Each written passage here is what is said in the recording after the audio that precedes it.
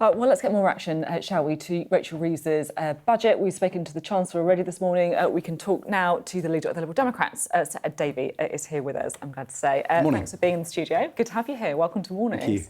Thank you. So what's your, initial response to the budget? Well, hugely disappointed for all the millions of people who are facing higher tax.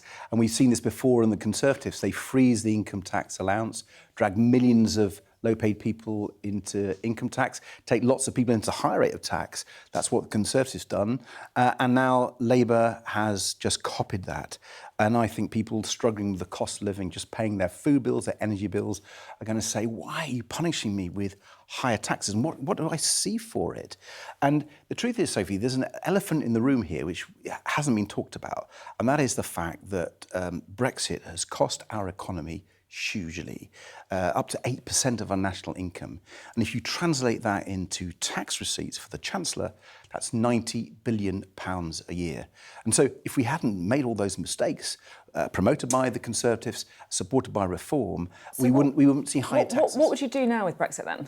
Well, we put forward an idea of a new trade deal, the customs union, which would make it so much easier to trade with Europe. You know, don't you, that any big trade deal with Europe, they'd be expecting something in return when it comes to migration, right? Wouldn't they? No, not on the customs union. And if you look at how they've got other deals, there's no issue on immigration with the customs union.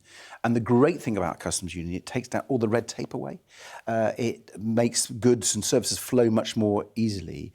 And Europe would bite our hand off for this. And there was an analysis... Europe would bite our hand off for this, but we'd have to accept things in return though, wouldn't we? You know that is true. Well, the only difference... When it comes to... Well, let me be frank with that. The only difference is we wouldn't be able to have independent trade deals. But you look at the independent trade deals that the Conservatives done and Labour have done, they've been mice. They've been really very the weak. US trade deal, would you?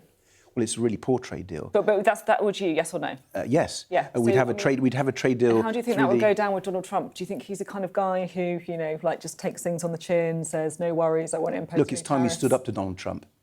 I've always been a supporter of the UK-American alliance, but this is a president who we can't trust. He's not a reliable ally for us on our economy or on our defence and security. And I think we've just got to wake up to that fact, and we've got to have other plans, not just with Europe. I've talked about an economic coalition of the willing with our Commonwealth allies, with our friends in the Far East and the Middle East, people who still believe in free trade. And what Liberal Democrats are just simply saying is, let's have a new free trade deal with our European neighbours and other free trade deals, because Europe wants that too across the world. We could help them with that. That would really boost our economy and mean we wouldn't have to see these higher taxes all the time. I think it's the only way to end the cost of living crisis, not just cut it, but end the cost of living crisis through a new economic approach. It's one of those things where we're kind of looking at parts of the budget kind of coming out, if you like, in real time. It's like classic day two. And one of the stories that we can see perhaps unfolding is when it comes to special educational needs. So just to explain what this is happening, and basically special educational needs is going to be funded by central government instead of local councils. But what the Institute for Fiscal Studies are saying this morning, that this could result in a 4.9% fall in per pupil funding unless they have some kind of reforms or savings introduced as well. Is that something that worries you? We're going to have to look at the detail. As you know, I've campaigned very hard for this area of disabled children and children with special needs. Many of them have got huge potential and this is not being met, and there are many families really struggling. I speak as a father of a severely disabled child and met with lots of parents. So we do need reform in this area.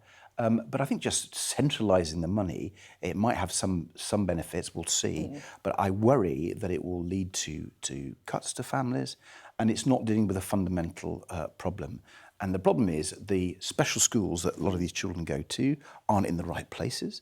The mainstream schools where some of these children would like to go to don't have the resources to be able to take them.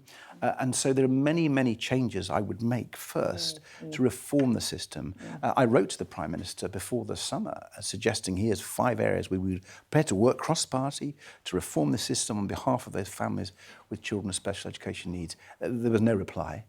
And I'm really worried that this policy won't have the answers. Do you think that, are you worried that kind of kids with special needs could end up being, I guess one of the kind of the victims, the groups that the government just isn't prioritising when they're looking at how to balance the books?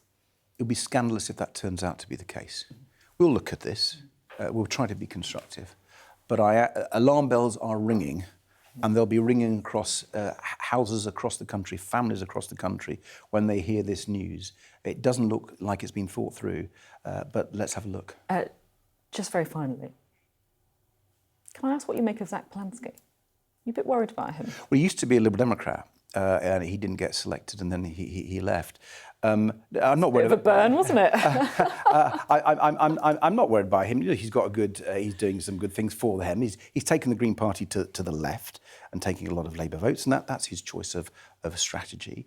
But I'm determined that we will keep on our path. And if you look at local election results, it's been either the Liberal Democrats winning or Reform winning, and Greens haven't been doing terribly well in actual elections. Okay.